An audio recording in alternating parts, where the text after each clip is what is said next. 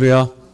사순절 여정을 함께 걷고 계시는 여러분의 걸음 가운데 도우시는 주님의 은총과 성령의 감동과 위로가 늘 함께 계시기를 간절히 축복합니다. 사순절 6주의 여정 속에 절반을 지났습니다. 시작이 엊그제 같지만 시작이 반이라고 했으니까 이제 마무리, 부활절을 앞둔 사순절 마지막까지 그 절반의 걸음을 또 은혜 안에서 좌로나 우로나 치우치지 않고 하나님의 은혜만 갈망하시면서 여러분 걸어가실 수 있기를, 또 그 가운데서 도우시는 하나님의 은혜를 실감하실 수 있기를, 하늘의 복을 누리며 사실 수 있기를 간절히 축복합니다. 사순절 넷째 주일, 오늘 구약 본문에 등장하고 있는 아주 특별한 단어들이 있죠. 노뱀, 불뱀. 이 이야기는 놀라운 이적과 기적으로 우리들의 시선을 빼앗아 갑니다.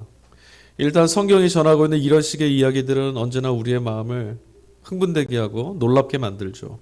그런데 여러분, 정말 노뱀만 보면 살 수 있을까? 슬쩍 의심이 일어나기도 합니다. 그러나 그럼에도 불구하고 여전히 우리는 그런 기적을 보고 싶고 그런 표적을 발견하고 싶습니다. 그런 것만 있다면 두려움 없이 신앙생활 잘 해나갈 수 있을 것 같다는 생각을 떨쳐내지를 못합니다.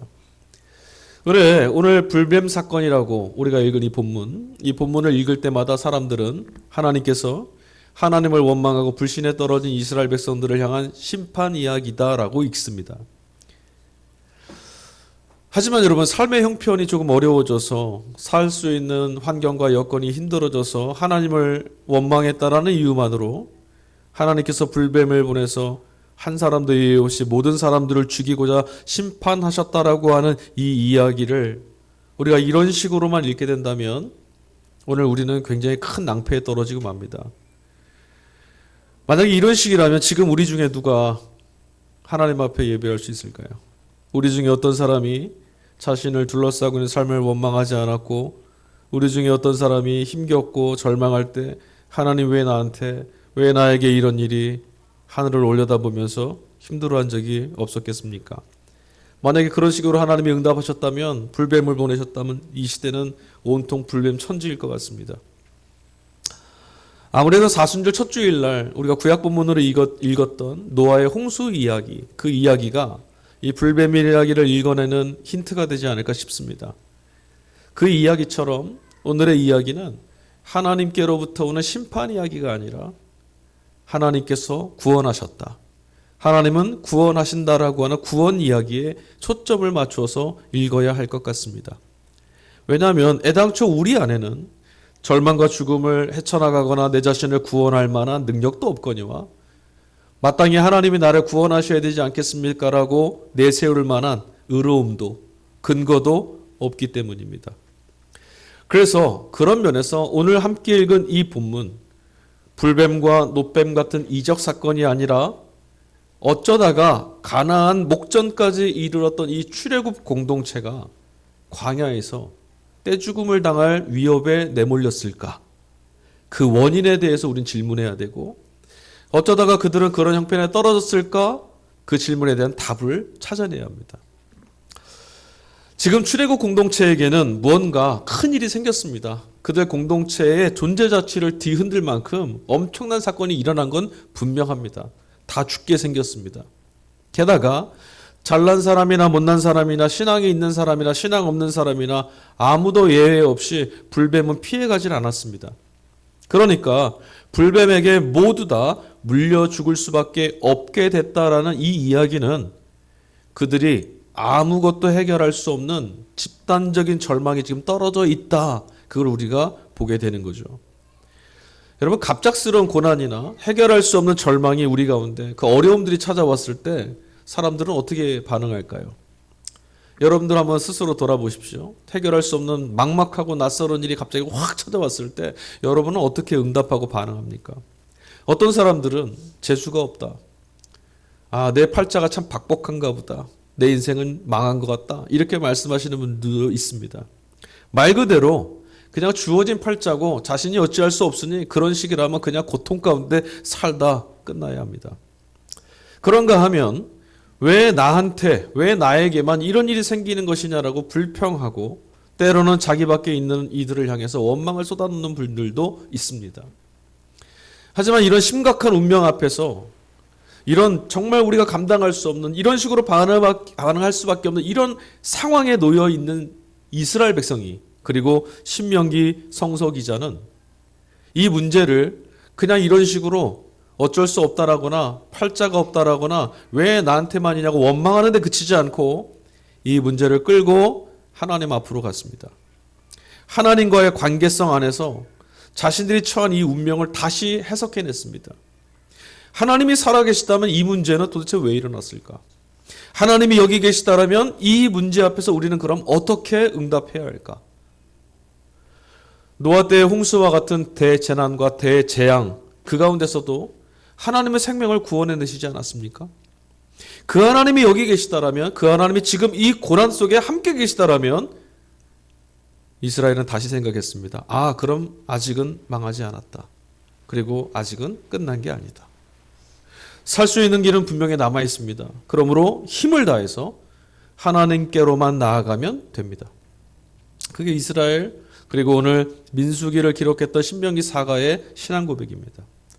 자, 오늘 본문 속에서도 하나님은 모세를 통해서 이런 어떤 대재난 속에 내몰려 있는 이 출애굽 공동체, 그들을 구원해 줄 수 있는 방법을 모세에게 가르쳐 주셨어요. 그 방법이 뭐였습니까? 불뱀에 물린 사람 어떻게 해야 되죠? 장대에 높이 매달린 놋뱀, 구리뱀을 보기만 하면 삽니다. 자, 여러분 질문 드려볼게요. 어떠십니까? 정말 놋뱀이 우리를 구원해주고 살릴 수 있을 만큼의 능력이 있는 걸까요? 신묘막측한 그런 대단하고 놀라운 그런 것들일까요? 이런 식의 구원, 그러니까 여러분 우리가 여기서 뱀에 물렸는데 제가 놋뱀 하나 여기 가짜로 만들어 놓은 거 만들어 세워놓고 여러분 이것만 보면 우리 믿음으로 살 수 있습니다 하면 여러분 믿으시겠습니까? 당장 문을 열고 병원으로 뛰쳐가시겠죠. 맞습니다. 이런 식의 구원은 쉽게 믿을 수 없습니다. 독사에게 물리면 독을 빼내야 되고 독을 빼내고 나서 즉시로 치료받으러 가야 됩니다. 놋뱀을 보는 것만으로 해독이 될 리가 없는 것이 사실이죠. 놋뱀 자체는, 구리뱀 자체는 아무 능력이 없습니다. 당연히 놋뱀이나 구리뱀 때문에 우리가 살 수 있는 건 아닙니다. 그러면 왜 성경은 이 이야기를 썼을까? 성경은 우리에게 무엇을 말할까? 놋뱀은 단순히 그런 방식이라 할지라도 구원해내실 수 있는 하나님을 가리키는 표징입니다. 하나님을 봐야 되는 거예요. 복음서 말씀에서도요, 사도 요한은 모세에 의해서 들려졌던 이 놋뱀처럼 들려져야 될 한 인물에 대해서 이야기합니다. 그는 바로 그리스도이신 예수님입니다. 놋뱀처럼 인자이신 그리스도께서도 높이 높이 매달리셔야만 한다. 어디에? 십자가에. 여러분, 놋뱀이 방금 전에 제가 뭐라 그랬습니까? 하나님의 구원을 바라보게 하는 표징이라고 말씀드렸어요. 그러니까 우리는 그리스도께서 매달리셨던 이 십자가를 통해서 무엇을 봐야 되냐면 다시는 죽음에 내몰리지 않는 영원한 생명으로 우리를 구원해내시는 하나님의 능력을 볼 수 있어야 됩니다. 십자가가 아름답다, 십자가는 능력이다, 십자가가 멋있다, 이게 아니고요. 십자가 안에 오롯이 새겨져 있는 하나님의 구원, 하나님의 손길을 볼 수 있어야 된다는 거예요. 그러니까 십자가를 들고 다니는 십자가는 부적이 아니에요. 이제 여러분이 살아오신 지난날의 한 주의 삶을 잠깐 돌아보면서 생각해 보셨으면 좋겠어요. 여러분, 놋뱀을 보듯이 예수님을 믿기만 하면, 예수님 매달리신 십자가를 바라보기만 하면 과연 저와 여러분의 삶의 염려나 미래에 대한 두려움, 공포, 걱정 이런 데서 벗어나서 참된 생명을 누리며 살 수 있겠습니까? 여러분, 예배드리면서 기도하면서 십자가 바라보면서 울며 기도할 때 그것만으로 여러분 삶을 드리우는 어둠들이 떠나갈까요? 십자가로 향할 때마다 여러분은 그런 구원을 경험하고 계십니까? 안타깝지만 그리스도와 십자가 사건이 쉽게 믿음으로 작동되지 않을 때가 우리 삶에는 참 많습니다. 그런 날들이 찾아옵니다. 아무리 바라봐도 보이는 것 하나도 없고 덩그러니 놓인 십자가, 그리고 그 위에 매달리신 그리스도가 도대체 나의 구원이 될 수 있을까? 도무지 그럴 수 없는 것처럼 여전히 무능력해 보이고 쓸모없어 보이기만 하는 어두운 시간이 찾아온단 말이죠. 물론 목사인 저에게도 이런 시간은 찾아옵니다. 때로는 길을 잃어버려서 어둠이 너무 짙어서 길을 못 찾고 휘청거릴 만큼 그래서 무서울 때도 있습니다. 그렇다면 여러분 대체 무엇 때문에 우리는 구원하시는 하나님을 잃어버리고 이렇게 속절없이 비틀거리는 신세가 되고 말까요? 하나님이 살아계시다라면, 하나님이 여기 계시다라면 십자가 그 땅 끝에서도 하나님이 그곳에서 무슨 일을 하시는 분이냐 우리 믿고 있으면서도 우리는 왜 이렇게 비틀거릴 수밖에 없느냐 이 질문입니다. 자, 다시금 구약 민수기 말씀으로 돌아가 보죠. 성서 기자는 불뱀 사건이 초래된 이 사건이 초래된 직접적인 이유를 우리에게 가르쳐 줍니다. 백성들이 하나님과 모세를 뭐 했습니까? 원망했습니다. 그런데 여러분 그런 상황, 하나님과 모세를 원망할 수밖에 없는 이런 상황에 내몰린 까닭을 소개하는데 왜 그렇게 됐죠? 먹을 양식이 떨어졌기 때문이라고 합니다. 그런데 여러분 정말 지금 이들에게 먹을 게 하나도 없습니까? 아닙니다.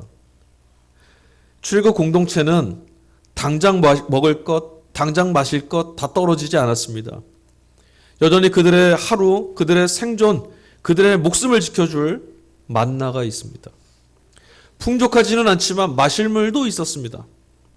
근데 문제가 생겼습니다. 지금 이 만나가 진절머리 날 만큼 보잘것없이 보이기 시작했다라는 겁니다. 눈에 보이질 않아요. 이건 음식도 아닌 거예요. 그러니까 먹을 게 없다고 합니다. 만나, 그것 때문에 얼마나 감격했습니까? 아무것도 먹을 수 없는 광야에서 야, 이게 발견됐다. 하나님이 우리에게 이것을 주셨다. 이건 하나님의 은혜다. 그토록 고마웠고 그토록 감사했고 그토록 감격했었는데 어쩌다가 이렇게 됐을까요? 진절머리가 난답니다. 오늘 성경 표현을 보니까. 여러분 이런 이야기들을 읽으면 이들의 모습이 한심하게 보이실지도 모르겠습니다. 하지만 여러분 이건 그들이 특별히 믿음이 없거나 세속적이어서 그런 거 아닙니다. 오히려 우리 중에 누구라도 그들과 같은 형편이나 사정에 떨어지고 난다면 아마 조금 더 다르지 않을 겁니다. 과연 불뱀 사건을 초래했던 그들이 처한 상황, 만나가 아무것도 아닌 것처럼 볼품없어 보이기 시작했던 이유는 무엇일까? 오늘 민수기 21장 4절에 이런 말씀이 있어요.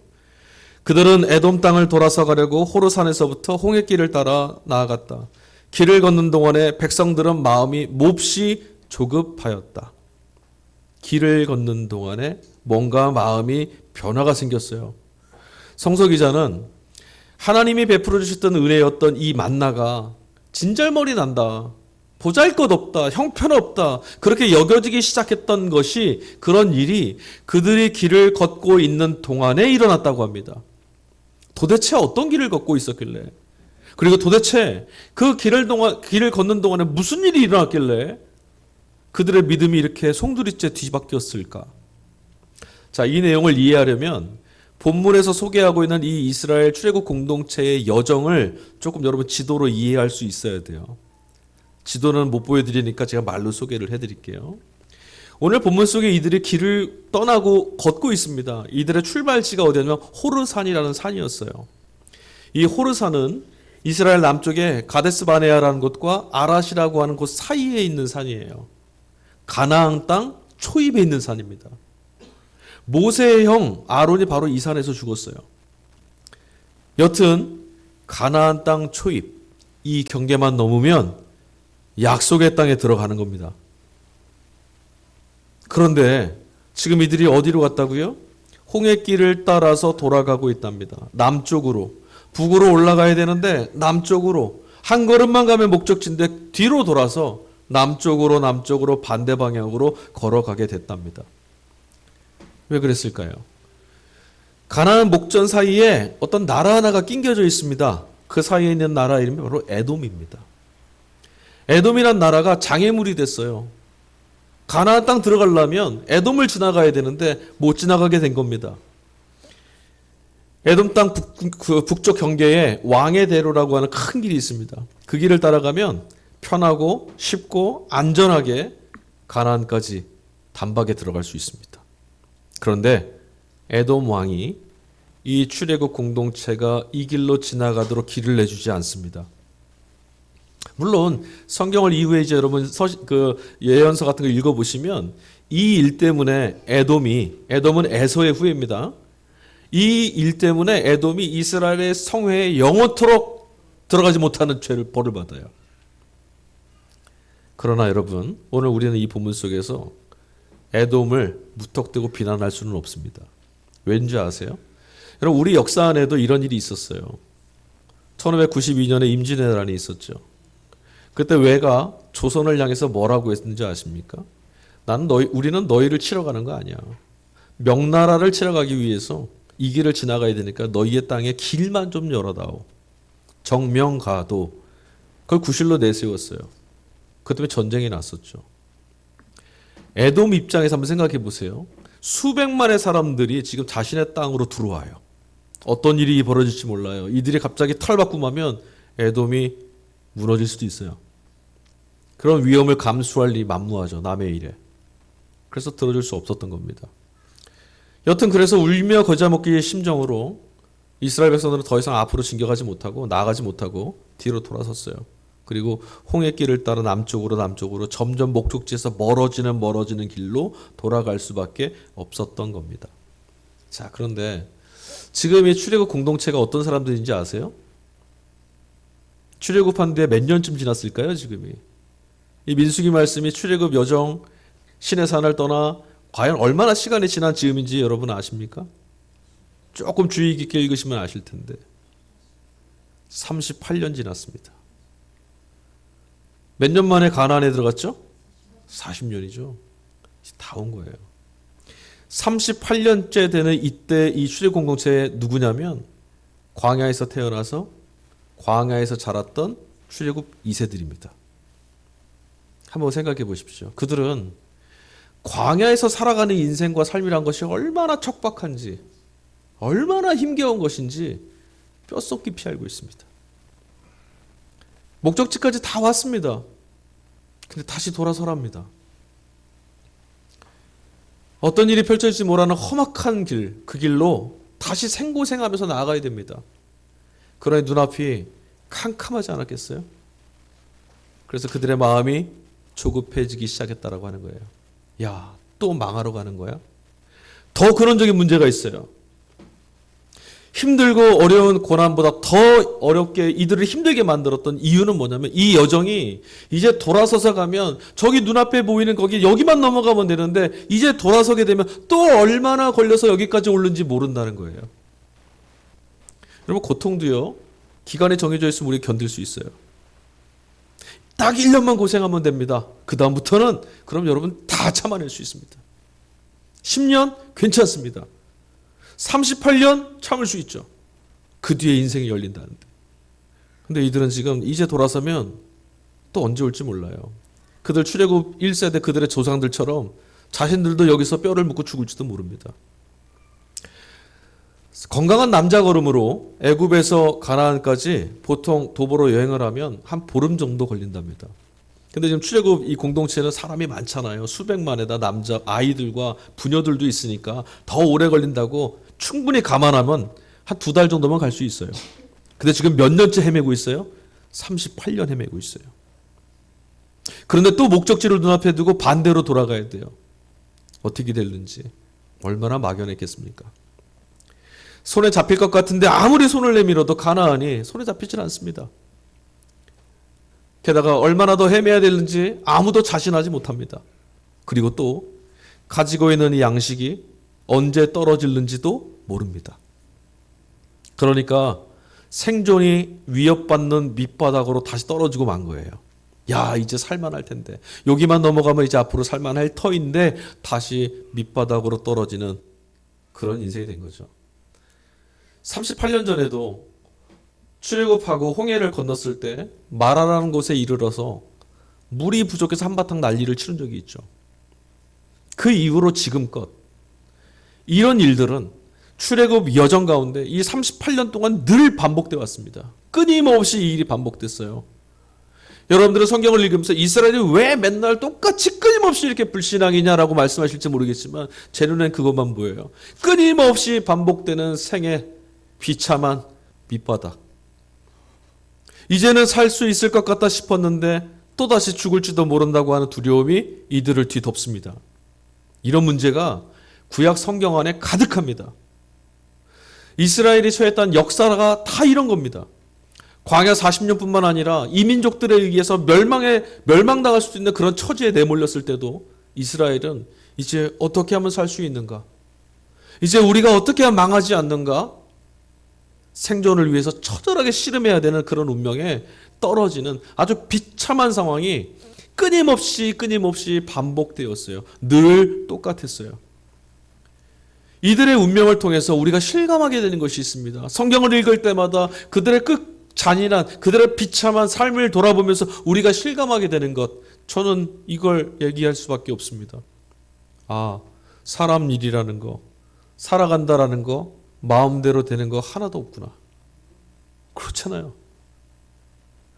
이제 그들은 다시금 아무런 소망이 없는, 아무런 기대가 보이질 않는 광야로, 염려와 근심만 가득한 아주 극한의 상황으로 발걸음을 돌려야 합니다. 앞서 말씀드렸지만 생의 밑바닥을 통과하는 거예요.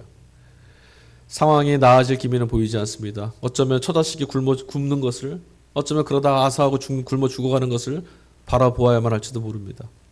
일단 이런 상황에 떨어지게 된다면 누구라도 예외 없이 먹고 사는 문제 그것밖에는 매달리지 않겠죠. 정의, 공의, 평화, 자비, 인애, 사랑 같은 이 고귀한 가치, 심지어는 여러분 신앙조차도 이런 상황에 떨어지게 되면 모두 다 배부른 소리처럼 들릴 뿐 아무것도 눈에 안 들어올 겁니다. 만약에 여러분 욥과 같은 형편에 떨어져서도 하나님을 향한 믿음을 나는 반드시 지켜낼 것이다 라고 자신하실 수 있겠습니까? 이런 상황, 이런 인생에 내몰리게 되면 우리는 곧장 원망의 대상을 찾게 될 겁니다. 제일 먼저는 나 자신을 향하겠죠. 왜 나한테 이런 일이 생겼을까? 이 답에 대해서 내 자신을 향해서 질문에 들어갈 겁니다. 내가 잘못한 건 아닐까? 내가 죄가 많아서 그런 건 아닐까? 자기 자신을 향했던 그 정죄감은 곧 어디로 이어지느냐? 밖으로 향합니다. 너 때문이야. 저 사람 때문이야. 이런 가정에 태어나서 그런 거야. 이런 나라라서 그런 거야. 환경이나 형편을 탓하는 것으로 이어질 겁니다. 그리고 결국은 이 원망의 끝이 어디를 향하느냐? 하나님께로 향한 다음에 끝이 날 겁니다. 욥기가 그걸 말해주죠. 죽음에 내몰렸던 이 광야에서 자신들의 운명을 하나님 구원에 맡겼던 출애굽 공동체의 삶, 그들의 고백인 이 민수기 말씀, 여러분 가벼이 보지 마십시오. 저들은 믿음이 없다 함부로 손가락질하지도 마십시오. 그들은 그럼에도 불구하고 여전히 하나님께 자신들의 운명을 맡겼습니다.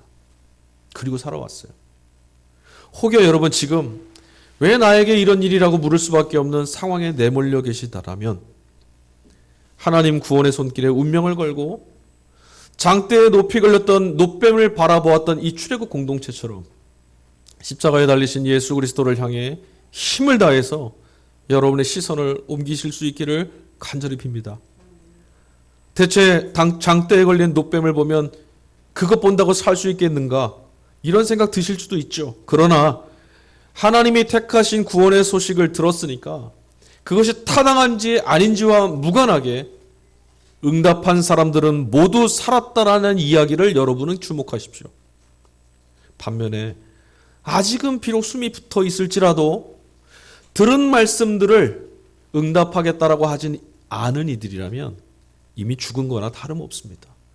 그래서 그들은 놋뱀을 보지 않은 사람들은 정말 죽었습니다. 오늘 이속서 서신서 말씀을 보면 사도 바울은 이스라엘 백성들이 처했던 이 상황이 예수 그리스도 이전에 우리들 자신의 운명과 똑같은 것이다라고 말합니다. 제 아무리 대단해 보이고 영원히 살 것처럼 억만년을 살 것처럼 보여도 놋뱀이 세워지기 이전에 불뱀 물린 사람들은 어떻게 되죠? 다 죽는 거잖아요. 놋뱀이 안 세워지면 다 죽는 거예요. 이미 죽었던 사람들입니다. 이처럼 예수 그리스도 이전에 우리들은 사도 바울은 말합니다. 허물과 죄로 이미 죽었던 우리들. 예수를 믿을 수 있겠냐? 믿을 수 없겠냐? 그 이전에 이미 우리는 허물과 죄로 죽는 존재입니다. 그런데 여러분, 노뱀도 문제가 있어요. 하나님 말씀에 응답했다고 해도요, 장대에 걸린 노뱀을 볼 수 있는 사람만 삽니다. 그리고 볼 수 있는 곳까지 가지 못한다면 소용이 없습니다. 만약에 저와 여러분에게 이런 구원이 주어진다면 어떻게 되겠어요? 장대가 보이질 않는 걸. 거기까지 가지 못하는데 어떻게 하겠습니까? 가다가 죽겠죠. 그런데 여러분, 이제 우리들에게 새로운 문이 열렸습니다. 하나님께서 십자가에 달린 그리스도를 통해서 전혀 다른, 전혀 새로운 구원의 문을 우리에게 열어놓으셨어요. 이제부터는 장대까지 달려가지 않아도 되고, 저거 보지 못하면 죽을지도 모른다는 공포에 사로잡지 않아도 됩니다. 이제부터는 하나님의 구원, 구원하시는 하나님을 믿기만 한다면 그것만으로도 우리는 죽음에서부터 해방될 수 있게 됐습니다. 하나님을 믿는다라는 것은 하나님께서 십자가에 달린 그리스도를 구원의 길로 삼으셨다라는 것을 받아들이는 겁니다. 하나님은 그런 길을 택하셨습니다. 그러니 그런 길을 택하신 하나님을 인정하고 받아들이면 사는 겁니다. 달려가지 않아도 돼요. 여러분, 이 사실을 믿으면 생명이 있는 거고요. 거부하면 생명이 없습니다. 그래서 사도 요한은 오늘 복음서 말씀에서 이렇게 말하죠. 아들을 믿는 사람은 심판을 받지 않는다. 그러나 믿지 않는 사람은 이미 심판을 받았다. 그것은 하나님의 독생자의 이름을 믿지 않았기 때문이다. 예수 그리스도께서 십자가에 달리심으로 여러분, 이미 생명 있음과 생명 없음의 심판은 시작됐습니다. 시작됐어요. 우리 모두 이 소식을 들었습니다. 그럼 이제 선택하셔야 됩니다. 이런 구원의 길을 여신 하나님을 신뢰할 것이냐? 하나님은 이런 구원 방식으로도 우리를 구원해내실 수 있는 분이냐? 이걸 받아들이시면 여러분은 구원받았습니다. 그러나 이걸 받아들일 수 없어서 하나님이라도 과연 이렇게 하실 수 있겠는가? 라고 하신다면 아직 우리에게 생명이 없는 거죠. 광야는 어떤 곳이었습니까? 제 힘이나 제 능력으로 살 수 없는 절망 가득한 곳이었습니다. 모든 소망, 모든 표적, 모든 표징들 다 끊어진, 더 이상 떨어질래야 떨어질 수 없는 가장 밑바닥, 그런 곳이 또 있죠. 십자가였습니다. 그런데 여러분, 뒤집어서 한번 생각해 보십시오. 반대로 뒤집어 보면 광야는 만나가 있어서 살 수 있었던 곳이었고, 광야는 장대에 매달린 노뱀이 있어서 살 수 있는 곳이었습니다. 가장 천하고 절망적이고 척박하고 고독한 밑바닥에 떨어지셨던 예수. 예수님이 매달리셨던 그 십자가 바로 밑에서도 이처럼 생명이 시작될 수 있다라는 사실을 볼 수 있는 사람들이라면, 저는 저와 여러분이 그런 사람들이라고 믿습니다. 십자가라고 하는 이 죽음의 자리, 절망의 자리에서도 예수님을 보니 생명이 이런 곳에서도 일어나더라. 이걸 볼 수 있는 사람이라면 제 아무리 내몰린 상황이더라도 걱정하지 않을 수 있습니다. 걱정 안 하고 두려워하지 않고 살 수 있는 거죠. 아무리 하찮은 음식이라도 광야에 떨어진 이들에게는 만나는 귀한 겁니다. 여러분, 우리에게 주어진 은혜는 아무리 보잘것없는 것 같아도 죽음 앞에 있는, 죽음 안에 있는 존재를 깨닫는 사람들에게는 귀한 겁니다. 하나님의 은혜, 오늘을 살게 하신 하나님의 은혜가 얼마나 감동적인 것입니까? 그곳에, 그 하찮은 만나 안에 그것들을 통해서라도 구원해내시는 하나님의 능력이 서려 있거든요. 우리의 일상, 아무리 작아 보여도, 아무리 볼품없어 보여도 그 작은 일상, 아주 볼품없어서 사람들이 주목도 안 하는 그런 인생을 통해서 하나님 우리를 구원하세요. 마태복음 6장 31절, 그러므로 무엇을 입을까, 무엇을 마실까, 무엇을 입을까 너희는 걱정하지 말아라. 예수님 말씀입니다. 예수님은 제자들에게 분명히 말씀하셨습니다. 너희 몸을 위하여 무엇을 먹을까, 무엇을 마실까, 무엇을 입을까 염려하지 말아라. 일용할 양식으로 오늘을 살리시는 하나님이 너희의 아버지가 아니시더냐? 어떻게 살아야 하는가라고 하는 생존에 대한 원망과 생존에 대한 불평은요, 염려와 근심, 절망, 그리고 결국은 죽음을 초래할 수밖에 없습니다. 하나님이 주신 생명을 다 파괴시킵니다. 반대로 삶의 형편과 조건이 도무지 살 수 없을 것만큼 어렵고 힘들다 하더라도 하나님을 향한 신뢰를 지켜내신다면 생명을 얻을 수 있습니다. 삶이 슬픔과 괴로움으로 다 덮여있는 것처럼 여러분 보이시더라도 여러분 삶을 찰나처럼 뚫고 들어오는 살아있음이라고 하는 기쁨과 환희를 여러분은 놓치시면 안 됩니다.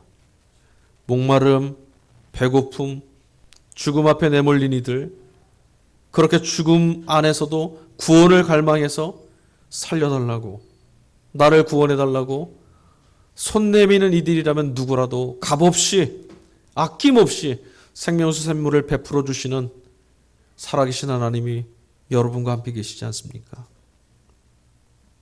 바울 사도는 오늘 에베소 2장 8절에 이런 말을 합니다. 여러분은 믿음을 통하여 은혜로 구원을 얻었습니다. 이것은 여러분에게서 난 것이 아니요 하나님의 선물입니다. 바울 사도의 고백처럼 이것이 우리를 향해 십자가에 새겨놓으신 하나님의 약속입니다. 오늘도 십자가를 통해서 죽은 사람들 가운데서 예수님을 살려내신 하나님의 구원을, 영생을 주시는 약속으로 믿는 우리를 하나님은 넉넉히 구원해 내실 줄로 믿습니다. 그 하나님을 여러분은 믿으셔야 합니다. 인생 절체를 걸고 십자가 끝까지 그 하나님만 믿으며 걸어가신 분이 있죠. 예수님입니다. 여러분들은 그 예수님만, 하나님을 믿을 수 없을 만큼 무섭다라면 그 길을 걸어가신 예수님만 바라보며 걸어가십시오. 그러면 반드시 예수님을 죽은 자 가운데서 일으키셨던 하나님의 구원이 저와 여러분들을 살려내실 줄로 믿습니다. 아멘. 우리 이 시간에 찬양하겠습니다. 삶을 돌아볼 때마다 원망하고 불평하고 두려워서 조급해서 내몰렸던 우리들입니다. 그러나 오늘은 구원하신 하나님이 계시다는 소식을 우리 들었지 않습니까? 그래서 우리 서로를 축복했으면 좋겠습니다. 세상은 평화도 말하고 기쁨도 말하고 소망도 말하고 행복도 말합니다. 근데 그곳에는 기쁨도 평화도 생명도 없었습니다. 그러나 하나님의 평강, 하나님의 기쁨, 하나님의 소망, 우리의 삶 가운데 그것을 가져다 주신다는 주님의 약속은 지금도 유효하기에 우리 서로를 바라보면서 또 내 자신을 향해서 이 찬양의 고백으로 축복했으면 좋겠어요. 하나님의 평강이 너와 함께 있지 않느냐? 하나님의 기쁨이 너에게 부어지지 않았냐? 하나님의 소망이 너를 향하고 있지 않느냐? 우리 그렇게 이 찬양으로 축복하는